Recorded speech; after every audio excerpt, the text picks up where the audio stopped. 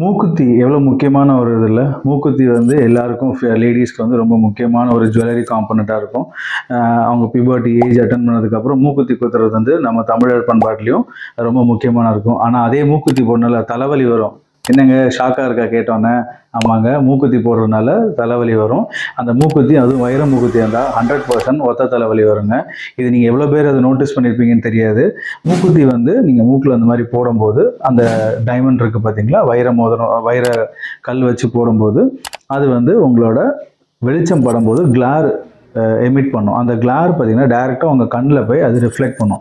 So இப்போ நீங்கள் right சைடில் மூக்குத்தி போடுறீங்க அப்படின்னா ரைட் சைடில் அந்த கண்ணில் போய் ரிஃப்ளெக்ட் ஆகும்போது அது கண் ஸ்ட்ரெயின் ஆகிறதுனால உங்களுக்கு ஒத்த தலைவலி. எந்த பக்கம் நீங்கள் மூக்குத்தி போட்டிருக்கீங்களோ அந்த பக்கம் அந்த தலைவலி வரும். அது சில பேர் பார்த்தீங்கன்னா 2 பக்கமும் போட்டிருப்பாங்க, அவங்க 2 பக்கம் தலைவலி இருக்கும். ஆனால் அந்த தலைவலி வந்து அவங்களால எக்ஸ்பீரியன்ஸ் பண்ண முடியாது. ஏன்னா 2 பக்கம் அது நியூட்ரலைஸ் ஆயிரும். பட் இன்னைக்கு மோஸ்ட் ஆஃப் த பீப்புள் எல்லாருமே போடுறது ஒரு பக்கம் உள்ள மூக்குத்தி தான் போடுறோம். ஸோ அவங்களுக்கு பார்த்தீங்கன்னா இந்த ஒத்த தலைவலின்றது ரொம்ப ஜாஸ்தியாக இருக்கும். ஸோ அதனால் நீங்கள் மூக்குத்தி போடுங்க. முடிஞ்ச வரைக்கும் வைரக்கல் இல்லாமல் நார்மல் ஸ்டோன்ஸில் போட்டிங்க அப்படின்னா, நார்மல் கோல்டில் போட்டிங்கன்னா உங்களுக்கு அந்த கிளிட்டர் எஃபெக்ட் இல்லாததுனால உங்களுக்கு வந்து தலைவலி வராது. ஸோ இது யூஸ்ஃபுல்லாக இருக்குன்னு நினைக்கிறேன். மூக்குத்தி போடுங்க, ஆனால் வைரக்கல்ல போடாதீங்கன்னு தான் பாயிண்ட். தேங்க்யூ.